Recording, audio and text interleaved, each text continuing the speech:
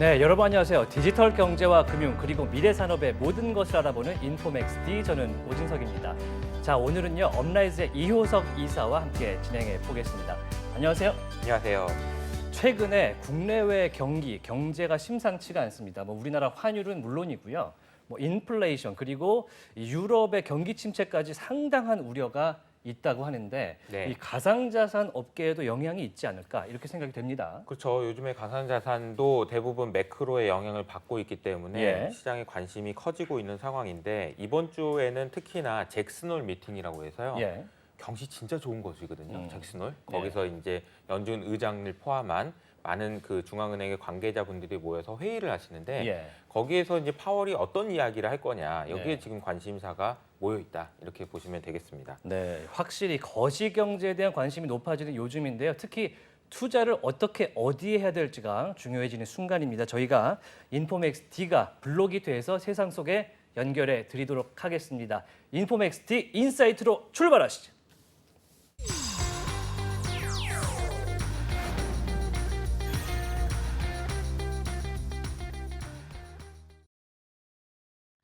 네, 차고 넘치는 정보 속에서 깊이 있고 품격 있는 인사이트를 전해드리도록 하겠습니다.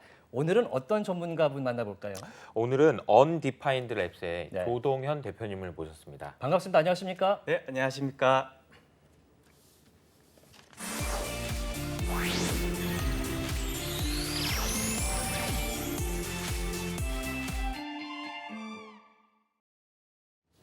네, 프로필을 보니까 네. 증권사에서 근무를 하시다가 이제 크립토 업계에서도 투자자로서 지금 일을 하고 계시는데 낮에는 투자 전문가로 밤에는 또 유튜브로서 이자 농사를 짓는 조선생, 이 농부가 돼서 활동하고 계시다는데 맞습니까? 네, 맞습니다. 저는 이제 기존 전통 금융 시장에서 한 8년 동안 이제 증권사에서 투자 업무를 담당하다가 예. 이제 2020년도 말에 이제 디파이 썸머라는 굉장히 큰 시장 상승기에 디파이에 대한 이제 좀 매력을 느끼고 기존 시장에서 새로운 시장으로 이제 넘어왔습니다. 그래서 이제 디파이라는 탈중앙화 금융 산업에서 농부로서 살아가고 있습니다. 증권사를 다니시던 분이시면 이제 가상자산, 디지털 자산에 대한 뭔가 미래를 보셨으니까 이제 뭐랄까 분야를 옮기셨다고 해야 되나요? 왔을 텐데 어떤 걸 보셨습니까? 네, 저는 큰 그림에서는 이제 예. 분야를 옮겼다기보다는 예. 투자하는 하나의 자산이 좀 바뀌었다라고 표현하고 자산이 싶습니다. 바뀌었다. 예. 네, 기존에는 이제 부동산이나 혹은 어떤 발전소 등의 대체 투자 자산이라고 하는 하나의 그 자산들을 다뤘었는데 예. 지금은 이제 암호화폐를 다루는 업이 되었고 그것을 이제 아무래도 암호화폐 시장이 이제 큰 성장기를 겪고 있고 예. 그다음에 초기 시장이라고 이제 판단을 해서 저의 이제 전통 금융에서 이제 크립토 산업으로 넘어오게 되었습니다. 비전을 보신 거군요. 네, 맞습니다. 그 중에서도 이제 코인 투자, 암호화폐 투자라고 하면은 거래소에서 우리가 개인들이 하는 직접 거래도 있을 수 있는데 네. 디파이라는 거를 말씀을 해주셨어요. 네. 이 디파이라는 걸 우리가 그래서 오늘 좀 알아보려고 합니다. 디파이 먹는 건 아니겠고 알고 싶은데 이게 뭡니까 이게? 네, 디파이라고 이제 말씀을 좀 설명을 드리면 예. Decentralized Finance의 약자를 디파이라고 부릅니다. 예. 이것을 한국어로 좀 풀어보면은 예. 탈중앙화 이제 금융이라고 이제 표현을 하고요. 예. 탈중앙화 금융은 사실 중앙화 금융의 반대 개념이기도 합니다. 그래서 디파이를 조금 더 쉽게 이해하기 위해서는 중앙화 금융에 대해서 간단히 좀 알아보면 좋을 것 같습니다. 예. 예를 들어서 저는 중앙화된 금융이 우리 일상생활에서 사람들이 투자를 하고 거래를 하고 있는 하나의 금융이라고 표현을 하고 싶습니다. 예컨대 우리가 은행에 가서 자신의 돈을 예치를 하고 또 자신이 갖고 있는 자산을 담보 혹은 신용을 담보로 해서 은행으로부터 대출받는 모든 활동들이 금융 활동인데 예. 이 금융 활동을 자세히 보면은 은행이라는 중앙화된 하나의 회사와 그다음에 국가라는 하나의 큰 카테고리 안에서 어떻게 보면은 각각의 부처들의 통제를 받아가지고 운영이 되는 하나의 금융 시스템입니다. 네. 그렇기 때문에 그 상위 개념에서 이제 하위 개념으로 내려오는 이제 그 탑다운 방식으로 운영이 된다고 표현을 하고 싶고 그렇기 네. 때문에 중앙화 금융이라고 표현을 하고 싶습니다. 그러니까 규제와 법의 통제를 받는 금융이다. 네, 맞습니다. 그게 중앙화고요. 네. 근데 이제 탈중앙 금융은 어떤 하나의 중앙화된 어떤 회사나 혹은 국가 기관이 존재하지 않기 때문에 네. 이제 사전에 약속해 놓은 대로 기계적으로 이행하는 스마트 계약, 스마트 컨트랙이라는 것을 통해서 A라는 사람과 B라는 사람이 서로 모르지만 서로 금융 거래를 할 수 있는 시스템을 만들어 놨습니다. 그렇기 때문에 중앙화된 어떤 기구가 없이 서로 모르는 사람끼리 금융 거래를 할 수 있다고 해서 이제 탈중앙화 금융이라고 사람들이 정의한 것 같습니다. 그러니까 뭐 회사라든지 이런 개념이 없고 네. 블록체인이니까 가능한 개념이군요. 네, 맞습니다. 어. 누구나 블록체인에 와서 하나의 플랫폼에서 서로 모르는 사람들끼리 서로 예치를 하고 서로 대출을 해주고 서로 대출을 통해서 다른 어떤 투자 상품에 투자를 하고 이런 것들이 다 일어나고 있거든요. 어떻게 예. 보면 전통 금융에서 일어나는 것들을 어떻게 보면 통제 기간 없이 자유롭게 이용한다고 보시면 될 것 같습니다. 그래서 우리가 보면은 중앙화, 탈중앙화 그러면 사실 여기서부터 여기까지는 중앙화고 여기서부터는 탈중앙화 이렇게 생각을 많이 하는데 흑과 백처럼. 근데 저는 개인적으로는 탈중앙화에 가까운 금융이 있고 그냥 중앙화에 가까운 금융이 있는 게 아닌가 그런 생각이 들어요. 예를 들어서 은행에서 대출을 받으면 은행이 평가한 것에 따라서 돈이 왔다 갔다 하기 때문에 중앙화적인 성격이 강한 반면에 누군가 이렇게 딱 지정해 주니까. 그렇죠? 예. 회사채를 시장을 예를 들자면은 회사채 시장은 또 자기네들끼리 이렇게 왔다 갔다 하거든요. 그 은행의 기여 없이. 그래서 보면은 탈중앙화, 중앙화 이거를 너무 딱 선을 그을 필요는 없지 않나 그런 생각도 드는데 어떻게 생각하세요? 저도 그것에 굉장히 동의합니다. 탈중앙 금융도 사실 사람이 하는 거기 때문에 누군가는 그 플랫폼을 만든 사람이 존재를 하고 예. 단지 운영 방식 자체가 그쵸. 하나의 회사의 어떤 결정에 의해서 되는 것이 아니라 그 플랫폼에 참여한 사람들끼리 어떻게 보면 투표를 통해서 향후의 방향성을 좀 정하기 때문에 기존 금융보다는 조금 더 유연하다라고 표현을 하고 싶지만 네. 결국에는 어떻게 보면 사람들이 하는 거니까 기존의 중앙화나 탈중앙화나 결국 어떤 동일한 맥락에서 보면은 다 비슷한 거다라고 저는 생각을 합니다. 일종의 금융 서비스인 블록체인 이렇게 보면 될 것 같은데 블록체인을 활용한 금융 서비스. 금융 서비스. 뭐 뭐 금융이라고 하는 거를 좋아하지 않는 분도 분명히 있습니다만 그쵸. 일단 저희 파이낸스라고 생각을 하고 네. 2017년에 이제 코인 대상승장에는 사실 그런 내용은 없었는데 그 이후에 나온 개념인가요, 디파이가? 디파이는 이제 역사를 조금 따라가다 보면은 네. 좀 뭐 뒤에서 좀 말씀드리려고 했는데 이제 비트코인이 이제 출시가 되고서 예. 사람들이 굉장히 열광했던 이유가 결국 중앙화된 통제된 기구 없이 P2P로서 사람들끼리 거래할 수 있는 하나의 커런시가 생겼다. 이걸 화폐라고 정의를 해가지고 커런시가 생겼다고 해서 굉장히 이제 사람들의 좋은 호응을 많이 받았어요. 예. 네. 그 이후에 이제 이런 비트코인을 거래하는 하나의 이제 시장이 이제 만들어졌고, 근데 시장이 만들어졌을 때 굉장히 그 거래 시장은 중앙화되었고, 그다음에 온갖 사기와 어떻게 보면은 해킹이 난무했던 그런 무법지대였습니다. 예. 그렇다 보니까 비트코인에 대한 이념을 충분히 반영하지 못했다. 거기서 이념이라는 이념이라는 거는- 것은 결국에는 중앙화된 기구 없이 예. 아하. 사람들끼리 주고받을 수 있는 어떤 화폐인데 예. 이것을 또 관리하는 주체가 거래소, 중앙화된 거래소다 보니까 예. 이런 문제점이 나오는 거다라고 하면서 이제 새롭게 이제 사람들이 만든 개념이 이제 그 탈중앙화된 금융이고 금융에서 이제 거래를 하면 결국에는 중앙화된 거 없이 거래를 할 수 있으니까 그 이념이 맞지 않냐라고 해서 이제 탄생하게 되었고요. 네. 그 디파이가 이제 탈중앙화, 이제 많은 분들이 이야기하는 탈중앙화된 금융 서비스인데 중앙이 없고 서로 P2P 사람끼리 하는 거면 구조를 좀 알아야 이해를 그쵸. 하기 쉬울 것 같은데 네. 어떻게 나오는 수익 구조입니까? 디파이라는 게. 수익 구조는 결국에 A라는 하나의 플랫폼에서 예.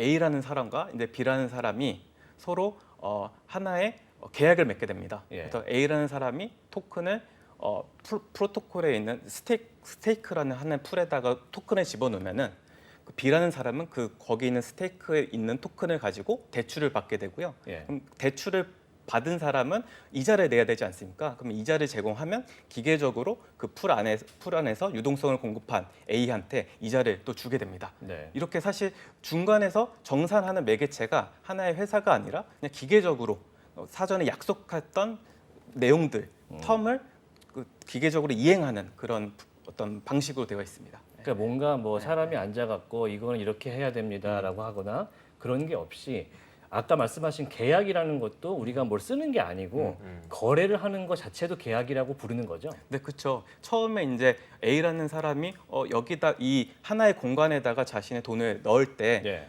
수익률이라는 걸 고려하지 않습니까? 네. 그럼 수익률이 써 있고 이 수익률은 어떻게 산정이 된다라는 것들이 다 오픈이 돼 있어요. 예. 근데 그런 거를 보고 마음에 들면 A라는 사람은 거기에다가 이제 돈을 예치를 하는 거고, 그럼 예치를 하면 그 돈을 갖고 또 대출을 할 사람은 거기에 상응하는 또 이자를 제공하는 거고요.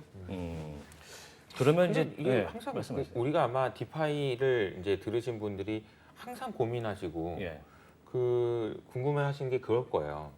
도대체 돈이 어디서 나서 대출을 해주고 뭐 그렇죠. 이런 걸 주냐? 이런 유동성이라는 게 거거든요. 사실 있어야 되니까. 그러니까 이제 어디서 나는 거냐 도대체 네. 이런 거잖아요. 네, 네. 그러니까 결과적으로는 뒤에 온 사람들한테 뺏어 주는 거 아니야? 그래서 이제 뭐 사기 논란도 있고 막 그런데 그게 좀 차이를 설명해 주시면 어떤 걸까요? 또 차이가 은행은 결국에는 리테일 어떤 고객으로부터 돈을 예금 받고 그 예금을 받은 거를 활용해서 여러 가지 투자를 하거나 사업을 해서 이익을 창출하고 그 이익이 창출되면은 결국 이자 비용을 제외 나머지를 수익으로 이제 인식을 하는데요. 예. 근데 이거와 똑같은 맥락입니다. 네. 하나의 프로토콜에서 리테일 투자자들이 예치를 하면 고객들이 예치를 하면, 하면 예. 그럼 고객들의 예치된 돈을 이제 대출을 원하는 사람들한테 대출을 해주고, 그러니까 코인을 예치를 하면 코인을 대출해 준다. 네, 코인에 그렇죠. 대출해주고 예. 대출해서 이제 코인이 대출을 할 때 담보물을 받지 않습니까? 담보를, 예. 담보물을 받는데 그 담보물을 기반으로 계속적으로 이자를 발생시키고 그 이자가 나오면은 그걸 다시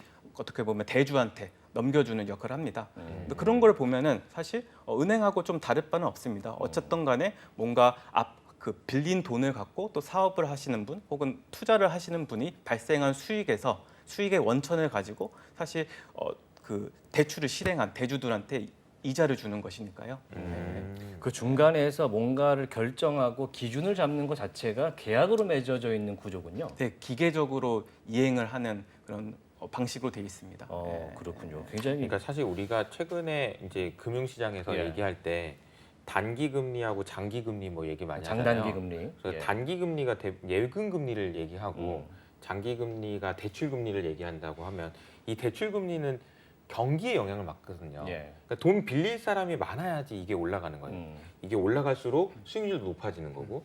그래서 아마 이게 그 코인을 대출 받으려고 하는 사람들이 많아질수록 이게 이제 활성화되지 않을까 싶은데 예를 들자면 어떤 일들이 할 수 있을까요? 코인을 빌려서 할 수 있는 일들이. 네, 그 탈중앙화 금융의 이제 한 가지 특징은 이제 머니레고라는 개념이 있는데 이 머니레고 머니 레고. 네. 그 레고가 우리가 생각하는 네, 레고. 맞습니다. 예, 레고 그게 블럭이요. 어떤 거냐면 하나의 이제 금융 시스템 위에 여러 가지 상품들을 서로 연동해서 올리는 것입니다. 예. 그래서 예를 들어서 A라는 사람이 뭐 한 가지 예를 들어 드리면 이더리움을 갖고 있는 사람이 네. 메이커다오에 이더리움을 담보로 뭐 50% 이상의 어떤 그 스테이블 코인을 이제 빌릴 수 있고요. 예. 그 스테이블 코인은 이제 다이라고 하면 그 다이를 가지고 또 컴파운드라는 어떤 대출 회사에 갖고 가서 또 100% 이상의 대출을 받을 수 있습니다. 예. 예를 들어서 100원의 다이였으면은 뭐 150에 어떻게 보면 해당한 금원에 해당하는 또 다른 토큰으로 교환을 어떻게 보면 대출을 받을 수 있고요. 서로 디파이 서비스들끼리 그렇게 네. 할 수 있다는 거예요. 왔다 갔다 하는 네. 거네요. 지금. 그래서 계속적으로 더 많은 이제 자금을 활용해서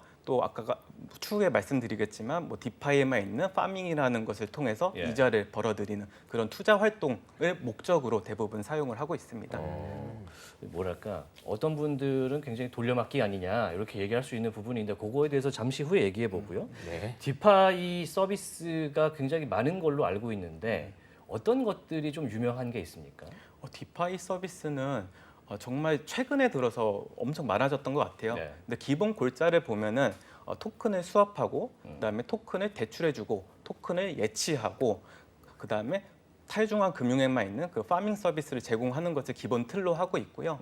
그래서 아까 말씀드린 것처럼 메이커다오는 이더리움 기반의 담보대출을 해주는 서비스가 있고 예. 컴파운드는 어떤 그 스테이블 코인을 기반으로 자신네들의 이제 컴파운드라는 토큰을 이제 빌려주는 그런 그런 프로토콜도 있고요. 뭔가를 넣으면은 네. 주면은 그걸 가지고 다시 네. 넣어서 투자를 하는 그런 개념으로 네, 네. 스테이블도 되고 지금 보니까 스왑이란 개념도 생기는 거고 요거 하나씩 용어를 저희가 짚어 나가겠습니다. 그러니까 일단 용어들이 어려워서 예. 일단 수압부터 수압부터. 수압, 네. 수압. 뭔가 바꾼다는 것 같은데. 네. 그 수압이라고 이제 말씀을 이제 들으면 토큰을 바꾸다라는 생각을 가장 먼저 하실 수 있을 것 같아요. 그래서 네. 교환이라는 개념이 이제 수압인데 네. 이 수압을 사실 디파이에서 수압을 조금 더 자세히 좀 보려고 하면은 역사를 좀 알아야 됩니다. 아까 말씀드린 것처럼 이제 비트코인이 이제 2000년도, 2009년도 2008년도, 9년도에 이제 예. 처음에 이제 발행이 되고 나서 예. 많은 사람들이 중앙화 기구 없이 이제 P2P로 거래될 수 있는 화폐다라고 해서 많은 호응을 받았죠. 그러고 나서 비트코인 마켓이라는 우리 그 크립토의 첫 번째 거래소가 생겼습니다. 예. 중앙화 거래소였기 때문에 어떻게 보면 사건 사고가 많았었거든요. 그러다 보니까 이 비트코인을 추종하는 비트코인 이제 맥시라고 부르는 사람들의 비트코인의 이념과 반대되는 개념이다. 결국엔 탈중앙화된 화폐인데 중앙화된 거래소에서 거래를 하다 보니 여러 가지 부작용들이 네. 발생하는 거다. 뭐 사기가 인벌브될 수도 있고요. 그다음에 아니면 해킹으로 인한 고객들의 어떤 자금이 탈취될 수도 있는 어떻게 뭐 부작용들이 많이 보였던 거죠. 예. 그러다 보니까 그런 비트코인 맥시들이 이제 주장하는 바는 탈중앙화 금융에서 결국 온체인 위에 있는 거래소가 필요하다. 그러니까 블록체인에 있는 거래소. 근데 블록체인 위에서 누구나 다 거래를 확인할 수 있고 네. 그 토큰들, 코인들을 서로 거래할 수 있는 하나의 시스템이 필요하다라고 이제 문제 제기를 했습니다. 네, 네. 그러고 나서 9년 후인 이제 2017년도에 네. 2017년도에 이제 이더 델타라는 첫 번째 탈중앙화된 거래소가 탄생을 했어요. 그러니까 서버가 있고 그런 회사가 아니고 아닙니다. 서로 거래를 하는 탈중앙화 거래소가 그때 탈중앙화 이제 거래소에서 이제 탈중앙 거래소가 이제 탄생을 했고요. 언제요? 2009년도에 이제 비트코인이 있었으니까 네. 2017년도 2017년. 네, 네, 네. 얼마 안 됐네요. 얼마 안 됐습니다. 5년밖에 안 됐네. 네, 네, 네. 그래서 이제 이더리움 이제 델타라는 이제 플랫폼이 거래소가 나왔었고 이더리움 델타를 살펴보면 기존의 중앙화 거래소에서 사용하던 이제 오더북 방식을 사용했습니다. 오더북이요. 네, 오더북이라고 하면은 결국 서로 거래를 하기 위해서 서로 호가를 대는 거거든요. 예. 매수 매도에 대한 어떤 가격대를 계속 형성을 해야지만 예. 누구나 왔을 때 그것을 활용해서 거래를 할 수 있는 거래소니까. 거래소니까 시스템입니다. 근데 이 이더리움 기반 위에서 이 오더북을 어떤 구현하다 보니까 가장 큰 문제점이 발생합니다. 뭐냐면 이더리움은 거래 수수료가 굉장히 비싸거든요. 예. 그러다 보니까 유동성을 공급하는 그 메이커들이 시장에서 주문을 넣어주는 메이커들이 주문 넣기가 굉장히 부담스러운 거예요. 수수료 때문에. 네, 호가를 여러 개 깔아놔야 되는데 그 깔 때마다 들어가는 비용이 막대하다 보니까 불편한 거죠. 그러다 보니까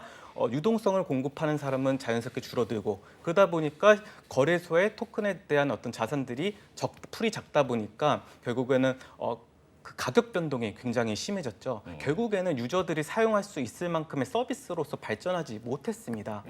그러고 나서 이것에 대한 이제 문제점을 이제 캐치한 이제 유니스왑이라는 하나의 탈중앙화 거래소가 이제 수압이 이제 거래소 선생은- 이름이기도 하군요. 네. 유니스왑. 유니스왑이 유니스왑. 다른 거래 방식을 갖고 나왔어요. 그게 이제 CPMM이라는 방식인데 이제 컨스터드 프로덕트 마켓 메이커라는 거래 방식, 그러니까 가격 형성 방식을 활용해서 예. 이제 탈중앙화된 이제 거래소를 하나 만든 것입니다. 근데 여기서 가장 중요한 게 뭐냐? 기존에는 아까 말씀드린 대로 호가를 대 가지고 서로 교환을 했었는데 이 CPMM에서는 하나의 바구니에 사람들이 여러 가지 토큰을 넣어놓고 예. 토큰의 개수에 따라서 서로 가격이 움직이게 해놨습니다. 그래서 A라는 토큰을 B로 교환할 때 A를 매도하고 B를 매수하는 게 아니라 네. A 토큰을 B 토큰으로 즉시 교환할 수 있는 하나의 방법을 그때 발명을 했고요. 증권거래소처럼 사고 파는 게 아니고 아니라 그냥 그 자리에서 그 자리에서 1대1로 교환을 해버린다. A를 주면 B를 받는 어. 즉시 교환 방식을 하나 만들어냈고요. 예. 그때 처음 등장한 게 이제 수압이라는 개념이고 예. 그 수압이라는 방식이 지금 현재까지 사용하고 있는 것입니다.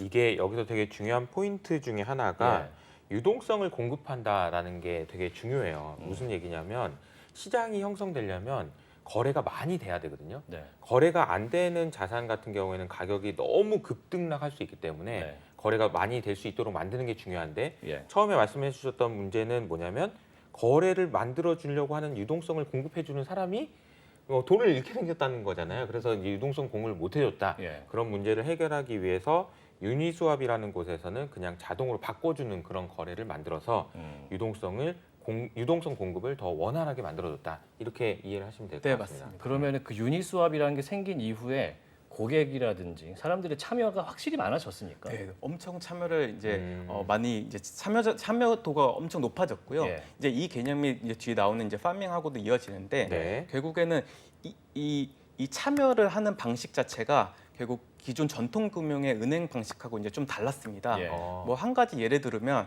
저희가 이제 여행을 가려고 하면은 이제 환전이라는 걸 해야 되지 네, 않습니까? 공항이든 저희가 어디든 뭐 예. 원화를 달러로 바꾸든 유로로 바꾸든 아니면 예. 유로를 다시 엔으로 바꾸든 여러 예. 가지 화폐를 교환을 해야 되는데 대부분의 이런 화폐 교환은 은행에서 다 담당을 하죠. 그렇죠. 그러면 다시 은행 입장에서 생각해 보면 불특정 다수의 고객이 자신의 은행을 방문했을 때 어떤 통화를 교환해야 될지 모르기 때문에 예측이 안 되죠. 네, 금고에다가 여러 가지 화폐를 구비해 둬야 됩니다. 예. 그렇죠. 근데 중앙화 금융에서는 은행이라는 어떻게 보면 사업 주체가 있기 때문에 그걸 자신들의 돈을 활용해서 구비를 해놓을 수 있어요. 예. 하지만 이제 탈중앙 금융에서는 불특정 다수가 어떤 토큰을 원하는지 모르고 그다음에 토큰과 코인이라는 개수 자체가 너무 방대하고 예측할 수 없기 때문에 예. 사람들한테 우리 금고에 그 토큰을 넣어주면은 네.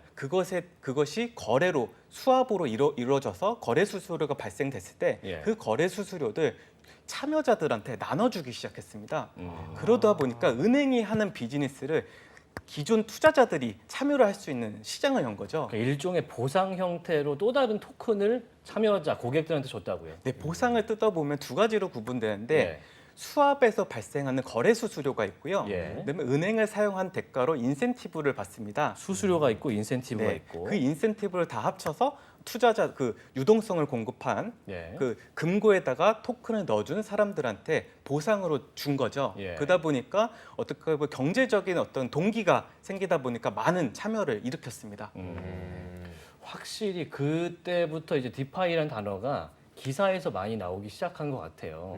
그러면 지금 디파이를 쓰는 사람, 그러니까 예치금 규모는 얼마나 됩니까? 지금 아까 유니스왑을 말씀드렸는데 예. 유니스왑에 지금 예치된 규모는 5 빌리언이라고 나와 있더라고요. 5 빌리언, 예. 빌리언 한 6조 예. 원 정도 되겠네요. 굉장히 많습니다. 네. 하지만 이게 지금 이제 그 탈중앙 금융이 여러 하락장을 겪으면서 예. 거의 한 3분의 1, 4분의 1로 줄은 숫자입니다. 그래서 어. 한창 이제 주가를 달리던 2022년 하반기부터 2021년 그 상반기까지 이제 디파이 썸머가 열렸었는데 그때 상승기 때 고점을 보면은 한 20빌리언 넘게 예치가 됐었습니다. 그러니까 사고 파는 거래소 개념이 아니고 약간의 환전 개념으로 스왑이라는 서비스가 생겼고 네. 거기서 뭐 스테이킹이라든지 뭐 파밍이라는 개념도 생겼다고 하는데 네네.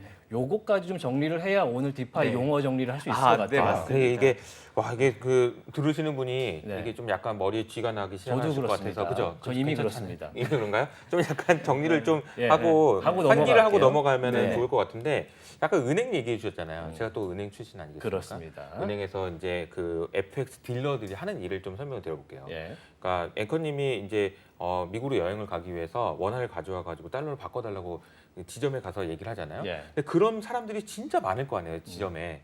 그럼 그 지점에서 이거 바꿔줘요, 이거 좀 바꿔줘요 하는 그 수많은 그런 요구 사항들이 본점으로 이렇게 와요. 그럼 본점으로 보면 아 이거는 이렇게 되거지 이렇게 해야 되고 이걸 해야 되겠구나라는 걸 거래를 시켜줘야 되거든요. 네. 근데 거래를 시켜주기 위해서는 은행에서 말씀하신 대로 뭔가 재고가 많아야 돼요. 다 있어야 되니까. 그러니까 유로화도 많아야 되고 예. 달러도 많아야 되고 그걸 쌓아놔야 되거든요.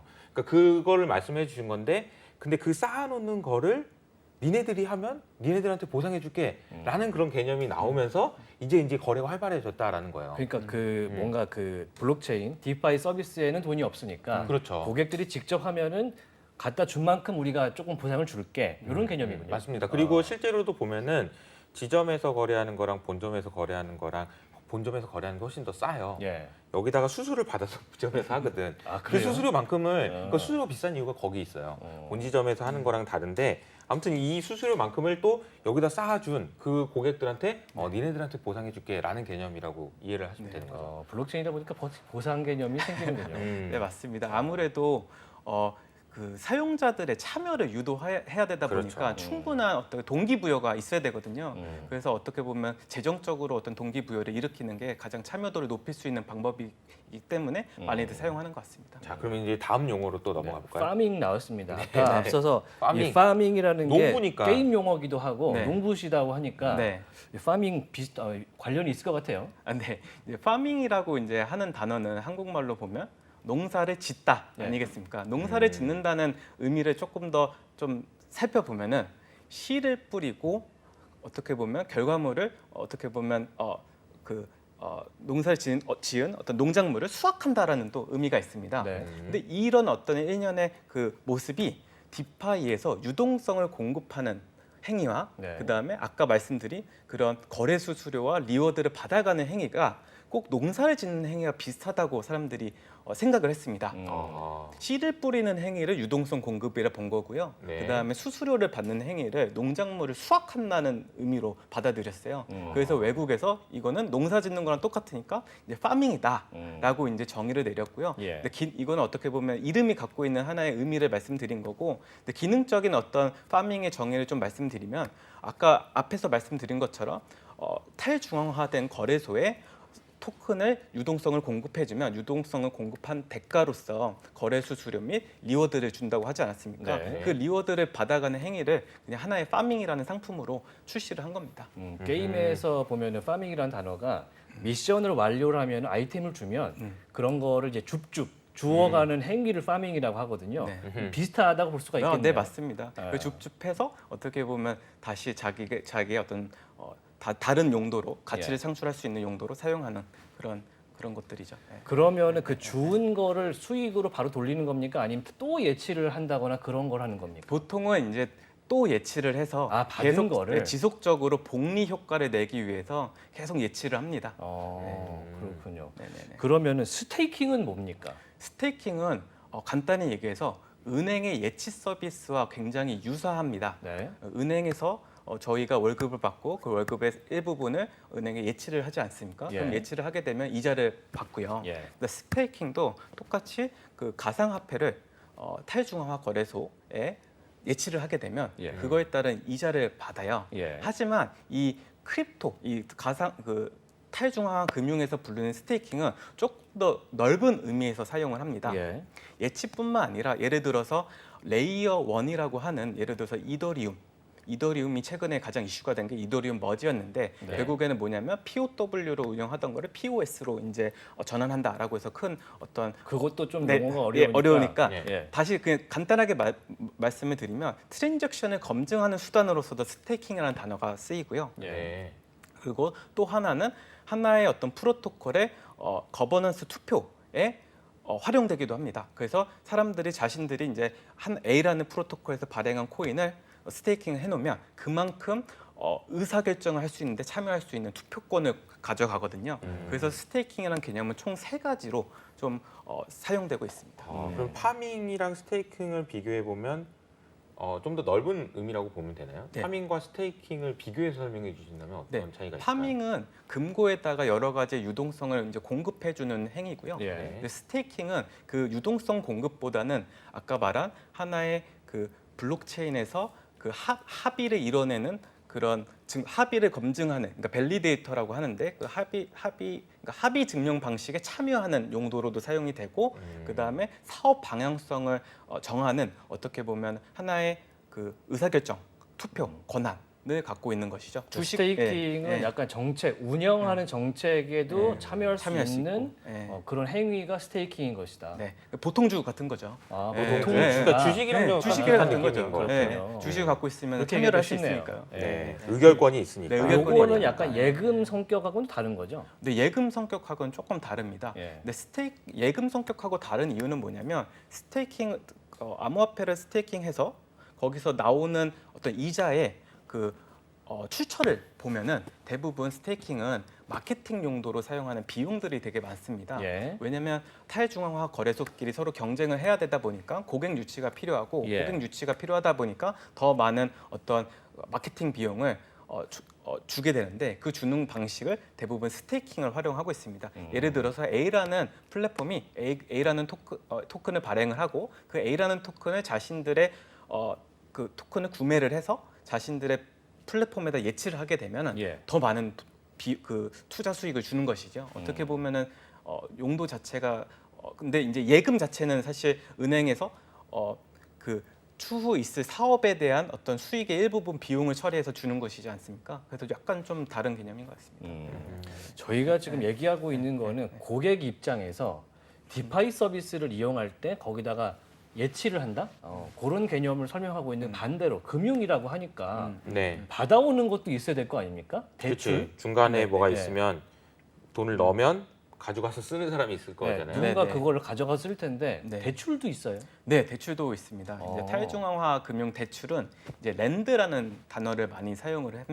랜드? 네. 뭐 돈을- 무슨 땡땡 랜드 이런 거 아니고. 네, 그런 거 아니고 그냥 돈을 빌려준다라는 그냥 영어에서 예. 사용하는 랜드를 사용하는데 이 대출은 기존 전통금융 대출하고 조금 큰 차이점을 좀 갖고 있어요. 네. 예를 들어서 가장 큰 차이점은 뭐냐면 저희가 일상생활에서 은행에 가서 대출을 받을 때 자신이 갖고 있는 자산의 담보를 가치를 평가를 하고 네. 그다음에 대출받는 차주의 신용도를 확인하지 않습니까? 뭐 아파트면은 뭐 등기부등본 뭐 이런 거 있어야 네. 되고, 네네. 그다음에 네 거 맞아? 자동차 이렇게 있어야 하는 되고, 거네. 그리고 신용도 조회하고. 신용도 조회하고 예. 어느 뭐 회사에 어떤 향후에 어떤 그 경제적인 어떤 네, 가치 연봉, 창출한지 연봉도 연봉을 내야 이제 되고. 측정하고 여러 가지 어떤 수단으로서 가치 측정을 하는데 예. 이 크립토에서의 대출 자체는 그런 그 토큰 담보 하나만을 보고 대출을 해주는 거기 때문에 아 그래요? 네, 그 토큰만 있으면 누구든지 이제 대출을 받을 수 있다는 특징이 있고요. 또 한 가지 또 재밌는 건 뭐냐면 은행에서 대출을 받을 때는 항상 물어보죠. 대출을 어느 목적에 사용하실 겁니까?라고 많이 물어봐요. 쓰거나 표시를 해야 사용처. 되죠. 네, 사용처를 물어보고 그럼 대부분 주택을 구매하기 위해서 받습니다. 전세자금 대출을 받기 위해서 받습니다. 뭐 일상생활에 쓰기 위해서 받습니다. 이렇게 소명을 하는데 예. 이제 탈중앙 금융에서는 묻지도 따지도 않습니다. 단지 그 담보로 사용할 수 있는 그 토큰이나 코인만 있으면 누구든지 담보를 활용한 대출을 일으킬 수 있는 것이죠. 확실히 네. 접근성 측면에서는 굉장히 허들이 낮다라고 네. 생각이 되는데. 네, 그래서 이제 디파이에서 이제 일하시는 분들은 예. 자금의 어떤 효율성을 높여준다라는 이제 표현을 써요. 그러니까 캐피털 이피전시가 높다라는 표현을 많이 쓰는데, 네. 근데 이 높은 만큼 사실 부작용도 많이 포함을 하고 있죠. 우리가 이것도 이제 전통 금융에서는 우리가 용도의 유용이라는 용어가 있거든요. 용도의 유용. 그러니까 대출을 받을 때 항상 어디다 쓰겠다라는 것을 정해놓고 대출을 받아요. 예. 예를 들어서 나 공장 지으려고 빌리는 거야, 아니면 아파트 살려고 이런 식으로 사업하려고 쓰는 거야. 근데 예. 왜 딴 데 써? 이런 거를 다 검사를 해요. 따지죠. 근데 예. 이유는 뭐냐면은 이 돈이 너무 많이 부풀려지거나 너무 많이 대출이 이루어지지 않게 하기 위한 어떤 그 규제의 일환이거든요. 근데 그런 규제는 없다 이렇게 이해하면 될 것 같아요. 네, 맞습니다. 그런 규제가 없어서 아까 말씀하신 것처럼 편의성은 있지만 또 그게 내포하고 반대쪽이 있는 있겠죠. 네, 반대급부가 항상 존재를 합니다. 그러니까 네. 뭐 지금도 우리도 아침에도 막 가계부채가 어떻게 됐다 이런 얘기가 할 수 있는 항상 이유가 나옵니다. 그걸 관리하기 때문에 그렇거든요. 근데 그게 만약에 없다고 생각해 보세요. 그럼 어떻게 올라가고 어떻게 줄어들 건지를 생각해 보면 부작용도 분명히 있겠죠. 네, 부작용이 있습니다. 추산도 안 되고 정책 세울 수도 없고 그런 네. 상황이 올 수 있는데 네, 맞습니다. 제3세계에서는 디파이를 굉장히 많이 쓸 것 같다는 생각도 해봅니다. 네, 맞습니다. 예를 들어서 이제 선진국에서는 오히려 금융 시스템이 너무 잘 되어 있기 때문에 네, 맞아요. 사실 디파이에 대한 필요성을 많이 못 느끼세요. 굳이. 근데 좀 생각을 해보면 뭐 캄보디아나 이런 어떻게 보면 국가 신용 등급이 이제 BBB- 이하인 국가들은 사실 국가를 믿기 되게 어렵거든요. 또 국가가 갖고 있는 어떤 금융 시스템을 또 믿기 어려운 구조고요. 네. 그러다 보니까 조금 더 탈중앙화 금융에서 조금 더 있는 그런 금융 상품들이 그 사람들한테 직접 거래를 확인할 수 있고 자신들이 어디에 이 토큰을 예치하고 뭐 어떻게 사용되는지 다 볼 수 있으니까 조금 더 투명성이 있다고 보니까 조금 더 그 사람들은 매력을 많이 느끼는 것 같습니다. 자신이 통제할 수 있는 하나의 금융시장에 참여했다고 생각하는 것 같아요. 확실히 장점이 있군요. 네. 저희가 지금 사실 디파이라는 용어 자체도 줄임말이고 그쵸. 영어의 줄임말이고 그렇죠. 수압 얘기했고 파밍 얘기했고 스테이킹이라는 개념도 공부를 했습니다. 랜드까지. 그 랜드까지 왔는데 지금 자료가 준비된 게 랜드 관련된 자료가 있다고 하는데 모식도를 좀 보면서 네. 설명을 좀 부탁드려 보겠습니다. 근데 사실 이 도식도는 네. 사실 모두 아까 말씀드린 모든 거를 다 담은 하나의 도식도예요. 오, 네. 그렇군요. 그래서 그냥 거래에 대한 하나의 순서를 나타낸 보겠습니다. 건데 이거를 보면은 지금까지 이제 얘기했던 어떤 개념이 조금 더 쉽게 이해하실 수 있을 것 같습니다. 예. 그 좌측에 위에 보시면 레버리지 파밍 농부 투자자라는 사람이 시작 지점이 있어요. 있습니다. 예. 이제 A라는 이제 투자자가 이제 탈중앙화 금융에 있는 알파카 파이낸스라는 금융회사에다가 자산을 예치하게 됩니다. 회사죠. 네. 그러면 그 알파카 파이낸스는 투자자의 그 토큰을 받게 되지요. 예. 그러면 이제 저희 차입이라고 써놓은 그 어떤 여러 가지 뭐 이더리움이나 비트코인, 그다음에 테더 등등등의 토큰을 받게 됩니다. 그러면 디파이 서비스가 네. 예. 그러면 A가 알파카 파이낸스에 예치한 저런 다수의 어떤 토큰을 가지고 알파카 파이낸스는 그 대출을 원하는 사람한테 대출을 해주게 됩니다. 랜드를 해주는 거죠. 여기서 이제 랜드를 해주게 되는 것이고요. 예. 그 랜드를 해줄 때 우측에 이제 보시면은 그 대출을 받는 사람이 100원의 토큰을 담보로 200원을 빌릴 수가 있어요. 네. 그러면 200원을 빌린다는 의미는 100원을 더 회사가 줘야 된다는 거 아닙니까? 그렇죠. 그러면 그거에 대한 원천을 저희 차입이라고 써져 있는 여러 가지의 토큰, 그러니까 A라는 사람이 맡겨놓은 그 토큰을 활용해서 그 B라는 사람 차주한테 제공하게 되는 것이죠. 그러면 그 토큰을 그 토큰을 빌려가게 된 그 B는 그것에 따른 이자를 다시 알파카 파이낸스한테 그 제공을 해야 되는 네, 것이고요. 줘야 되는데. 네, 줘야 되는 것이고요. 그래서 저기 우측 하단에 보시면 이제 빌려주는 거를 그러니까 그 차주가 빌려간 토큰을 이제 케이크라고 하면 이제 케이크의 예치풀에서 다시 이제 차주한테 제공을 하게 되는 것입니다. 네. 이게 이제 선순환 구조로 되어 있는데 네. 아까 뭐 100을 빌렸는데 100을 주면은 200을 빌릴 수 있게 한다. 네. 그럼 거기서 약간 2배라는 이 숫자가 조금 부담스럽다라고 저는 이제 네. 전통 금융면 쓰다 보니까 네. 생각이 드는데 실제로 그렇지는 않습니까? 네, 맞습니다. 그래서 사실 레버리지를 사용하는 것이고요. 그래서 그렇기 때문에 아까 말했던 자금의 효율성은 있지만 굉장히 큰 위험을 내포하고 있어요. 왜냐하면 이제 탈중앙 금융은 더 아시겠지만 토큰을 담보로 스테이블 코인을 빌리고 스테이블 코인을 가지고 또 A라는 토큰으로 또 토큰을 또 빌리고 또 빌린 토큰을 가지고 또 파밍이라는 상품에 넣어서 더 많은 이자를 벌려고 하고 어떻게 보면 하나 다 연결고리가 있거든요. 그렇죠. 근데 그것이 연결되는 기준이 한 개의 담보물입니다. 근데 한 개의 담보물의 가치가 만약에 흔들리기 시작을 하면 청산이라는 게 발생이 되고요. 예. 청산이라는 게 발생이 되면은 연쇄적으로 여러 사람들이 피해를 입을 수 있는 구조가 있죠. 그러니까요. 네. 이게 스테이킹을 해서 뭔가를 보상으로 받은 거를 토대로 다시 레버리지를 일으키는 구조인 것 같은데 네, 맞습니다. 수익률이 오르거나 중상 이상일 때는 괜찮은 것 같아요. 근데 만약에 이 시세가 폭락을 하거나 특정 코인에 문제가 생기면 그거 사태가 만만치 않을 것 같은데. 네, 그래서 이제 올해 이제 가장 이슈가 됐던 4월, 사태들이 5월에 전부 다 이런 것들에 의한 사실 어떻게 보면 문제가 부작용. 발생된 거, 부작용이 발생된 거거든요. 네. 땡땡 어떤 A라는 헤지 펀드는 자신들이 갖고 있는 이더리움을 기반으로 예. 더 많은 100%, 200%에 해당하는 토큰을 빌렸었고요. 예. 그 토큰을 활용해서 여러 가지 투자 활동을 했었습니다. 근데 담보물이 되는 가치가 비트코인이나 이더리움이 떨어지다 보니까 전부 연쇄적인 청산이 일어났고 네. 연쇄적인 청산이 일어나다 보니까 결국 전체적인 시장이 막 흔들리기 시작한 거죠. 그러다 보니까 토큰을 단순히 어떤 재테크로 활용하는 리테일 투자자들은 그 시장이 무너짐에 따라서 굉장히 큰 피해를 입고 있는 것이고요. 피해를 입을 가능성이 네. 높은데. 네네. 제가 또 이걸 좀 약간 비유를 해보자면 좋습니다.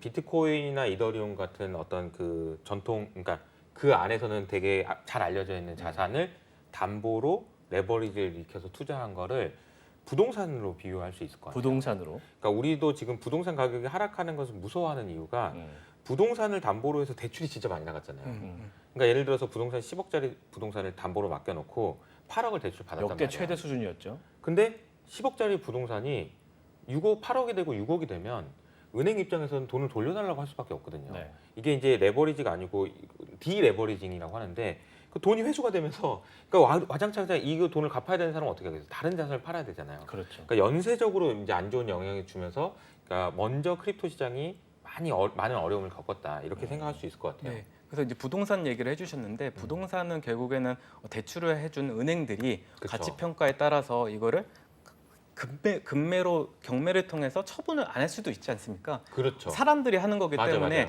맞아요. 내가 이런 계획을 갖고 이거를 꼭 갚을 테니까 좀 대출 좀 연장해 봐주세요. 주세요. 그렇죠. 라는 게 있는데 드라마틱한 그런 게 있을 수 있죠. 그런 게 있는데 탈중앙금융은 아까 말씀해드린 것처럼 기계적으로 이행하는 사전에 약속한 거 기계적으로 이행하는 스마트 컨트랙이 이제 어떻게 주관하다 보니까 예.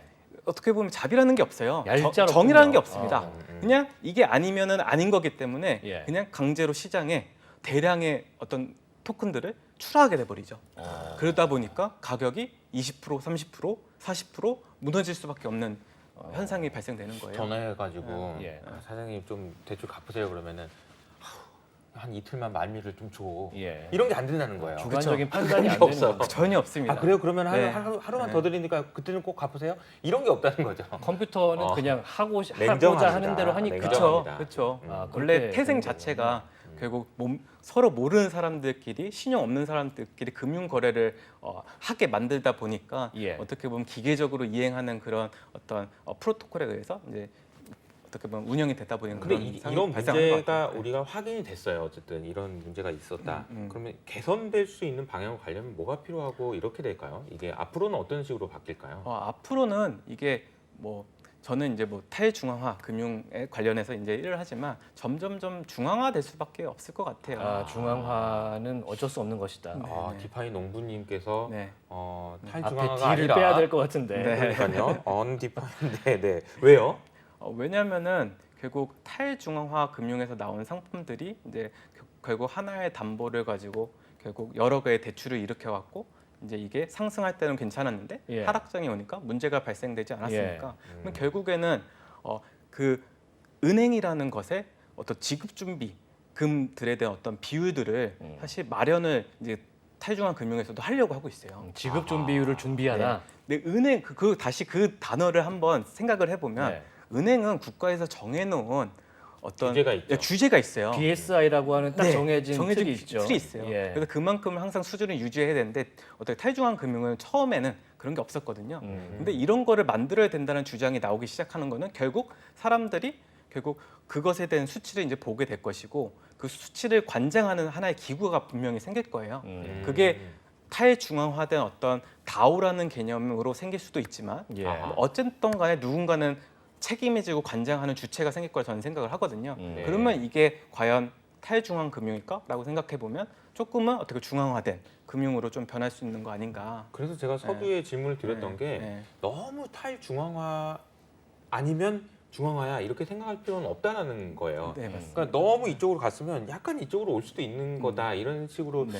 좀 유연하게 생각할 필요가 있지 않을까. 그러니까 이제 전통자산 투자를 많이 하시는 분들은 이 약간 블록체인, 비트코인 투자에 대해서 종교다라고 하는 이유가 그런 부분들이 좀 있거든요. 그래서 세상의 정책하고 좀 맞닿은 부분으로 바뀔 것이다. 네, 저는 그렇게 발전할 거라 생각하고 여러 나라에서 지금 이 어떤 가상화폐 이 시장을 규제하려는 어떤 움직임들이 있지 않습니까? 그렇죠. 그런 움직임 하에 결국에는 탈중앙 금융이 극단적으로 0에서 100이라고 치면은 조금 더 중앙한 쪽으로 좀 이동을 하지 않을까. 그래서 어느 정도 어떤 중심점을 좀 밸런스를 맞추지 않을까 저는 생각합니다. 이 부작용과 이제 뭐 극복 방안까지 얘기를 해보고 있는데 사실 저희가 조금 전에 이제 연쇄적으로 문제가 생길 수 있다는 얘기를 했고 실제로도 이제 셀시우스라는 거래소인가요? 디파이 서비스가 그쵸. 붕괴가 되고 뭐 뱅크런 사태가 일어났는데 이게 뱅크런까지 가게 되는 이유에 대해서 잠깐 짚어봐야 될 것 같아요. 네네.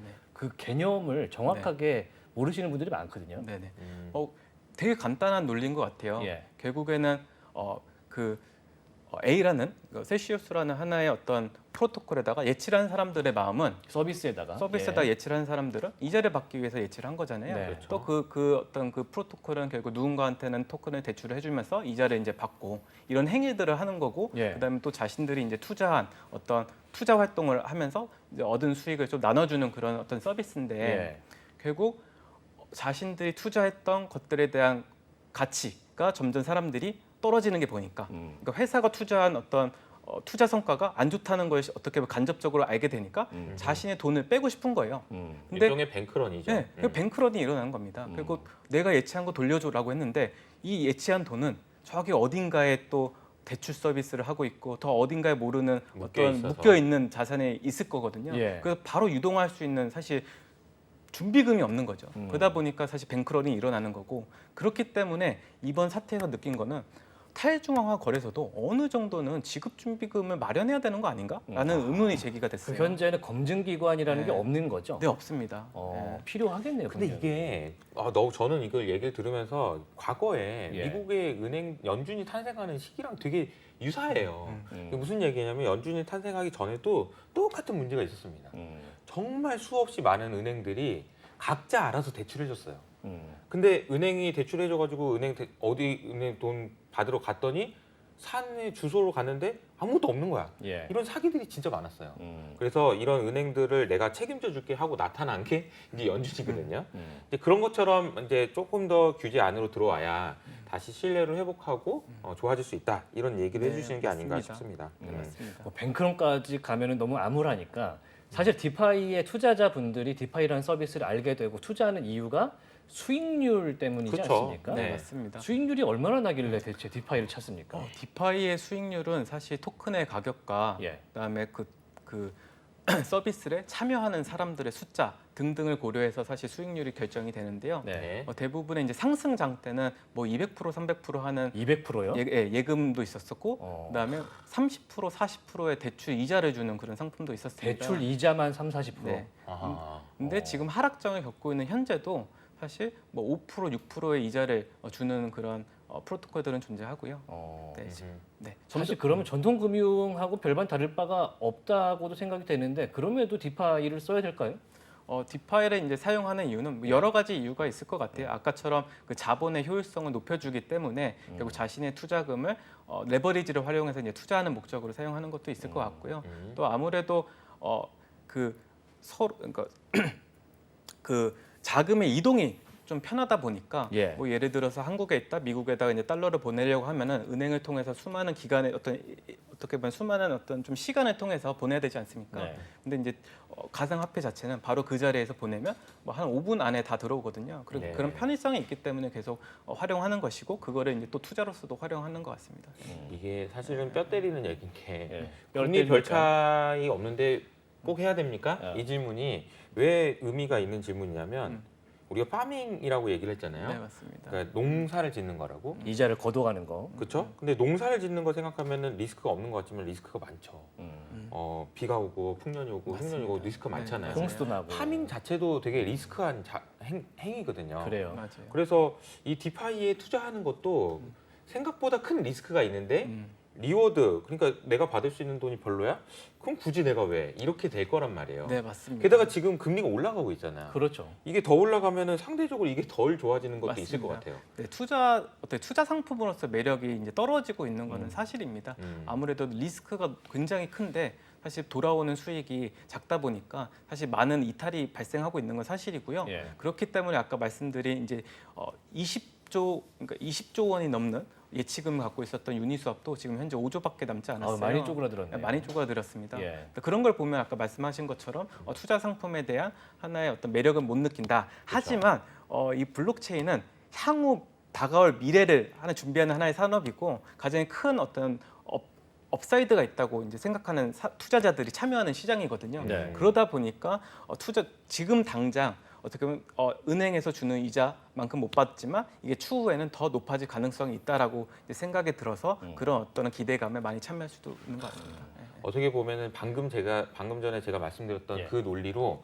빠져나갈 사람은 이미 많이 빠져나갔고 맞습니다. 흔히 호들러라고 하더라고요. 그냥 끝까지 네. 들고 간다. 끝까지 가지고 있는 사람. 어차피 네. 끝까지 가져갈 사람 이런 사람들은 그냥 남아 있는 거죠 지금. 저 리스크 테이킹을 하면서 나는 다시 그 상승장을 한번 봤기 때문에 만약에 기관 투자자들이 이번에 들어와서 상승장을 만든다면 예. 그때보다 더 큰 상승을 할 수 있다라는 기대감을 갖고 있는 거죠. 어. 그런데 디파이 농부신데 디파이를 이렇게 뭔가 홍보하고 싶은 욕구를 보고 있어요. 그런데도 시장에선 분명히 우려하는 게 있을 것 같습니다. 개인적으로도. 네, 시장에서는 아까 말씀드린 것처럼 연쇄 청산에 의한 시장의 하락을 한번 봤었고 또 그것들을 참여한 사람들의 어떤 직업윤리도 한번 되짚어 볼 수 있는 계기가 됐다 저는 생각을 해요. 직업윤리. 직업윤리, 그러니까 이제 좋은 표현이고 예. 안 좋은 표현은 그냥 사기꾼 뭐 이런 아, 거죠. 그렇죠. 모럴 해저드. 사기꾼. 모럴 해저드가 있었다는 모럴 거죠. 해저드. 네. 결국에는 고객의 예금을 가지고 결국에는 어떤 금융상품 서비스를 제공했던 사람들이 가치 평가를 제대로 했을까라는 면에서도 사실은 의문점이 있는 것이고요. 음흠. 또 그 담보물을 갖고서 여러 가지 어떤 레버리지를 활용해서 상품을 이제 활용했다는 것도 사실 고객들한테 어떻게 보면 충분히 고지를 하고 그 행동을 했을까라는 면에서도 굉장히 의구점이 드는 부분이긴 합니다. 네.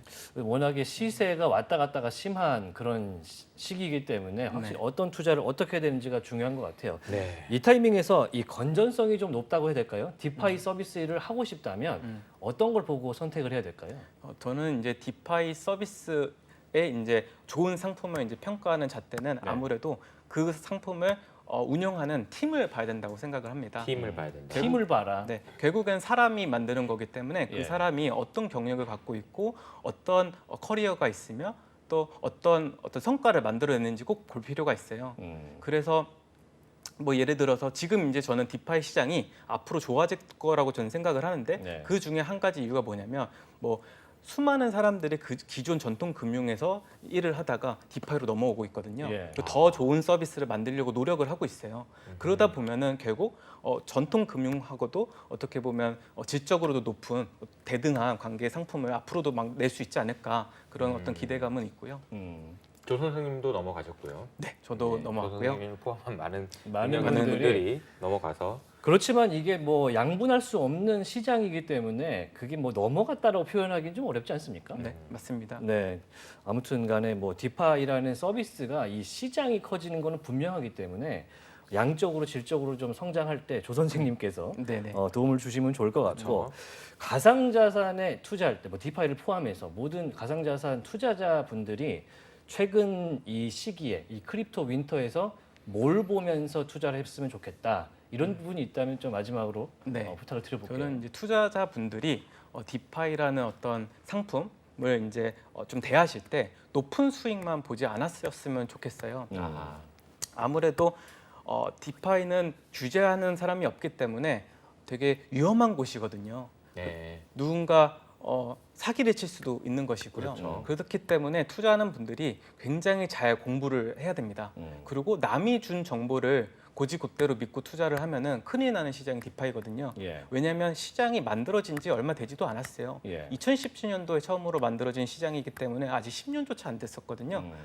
그렇기 때문에 여기서 어떤 디파이라는 어떤 그 산업을 잘 이해하는 사람들은 그만큼 적을 것이고 그만큼 적기 때문에 그 리테일 투자자들이 알 수 있는 정보의 양도 굉장히 적어요. 예. 그렇기 때문에 투자하기 전에는 꼭 하나하나의 개념이 어떤 것이 있는지 확인하고 그것이 내포한 리스크에 대해서 철저히 좀 검증을 해서 시장에 참여해야지만 어떻게 보면 손실을 보지 않았을 것 같습니다.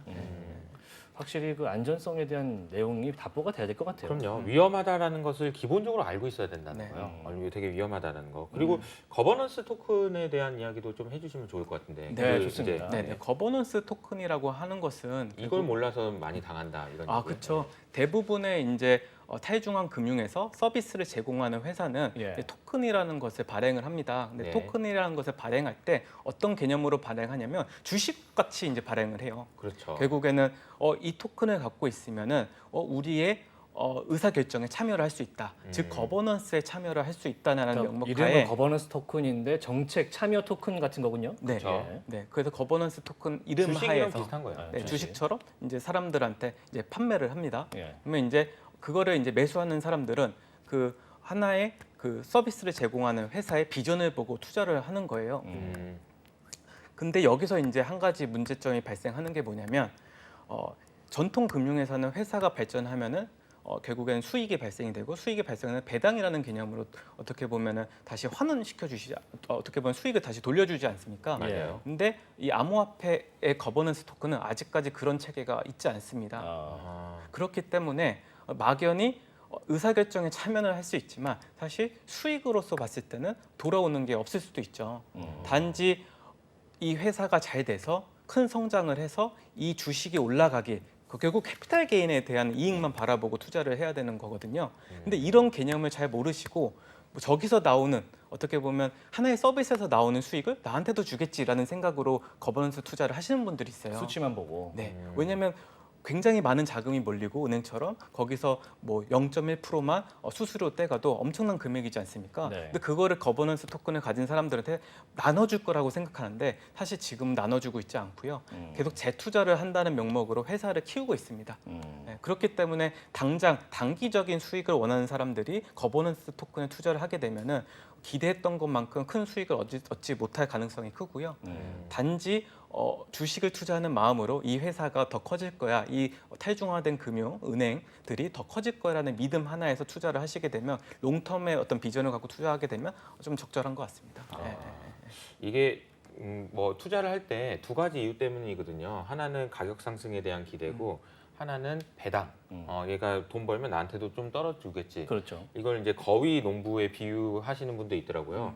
거위를 키우는 이유는 거위가 커지는 거 그것도 있지만 거위가 알을 낳잖아요. 네. 그 알 때문에 투자하는 사람도 있는 거거든. 그러니까 이게 알 때문에 투자한 걸 배당이라고 한다면 거버넌스 토큰에서는 아직 그런 부분들은 없다. 근데 앞으로도 없나요? 지금 이제 이게 사실 법률적인 게 해결이 돼야 가능합니다. 아하. 이제 그 탈중앙화된 은행들이 자신들이 거버넌스, 그러니까 자신들이 어떤 주식을 사간 사람들한테 배당을 안 주고 싶어서 안 주는 건 아니에요. 단지 증권법, 그러니까 STO라는 개념이 있는데 네. 결국에는 미국에서는 금지하고 있습니다. 그런 그런 토큰을 가진 부분들이 사람한테 이득을 해결이 주는 돼야 거예요. 된다. 네. 네, 자, 알겠습니다. 디파이란 개념이 사실 뭐 전부 영어기 때문에 오늘 용어부터 천천히 좀 알아봤는데 디파이 다음에 나올 때는 투자라든지 이런 내용도 좀 한번 들어보도록 네, 하겠습니다. 알겠습니다. 네, 오늘 조동현 언디파인드 랩스의 대표님과 함께 이야기 나눠봤습니다. 고맙습니다. 네, 감사합니다. 네, 인포맥스티 저희가 준비한 내용은 디파이 내용 들으면서 마무리해야 될 것 같습니다. 오늘 내용은요, 유튜브 채널 연합뉴스 경제TV를 통해서도 다시 한번 보실 수 있으니까요. 좋아요 꼭 눌러주시고요. 네. 댓글도 좀 참여 부탁드리겠습니다. 저희는 다음 이 시간에 더욱 깊은 내용으로 돌아오도록 하겠습니다. 시청해 주셔서 대단히 고맙습니다. 안녕!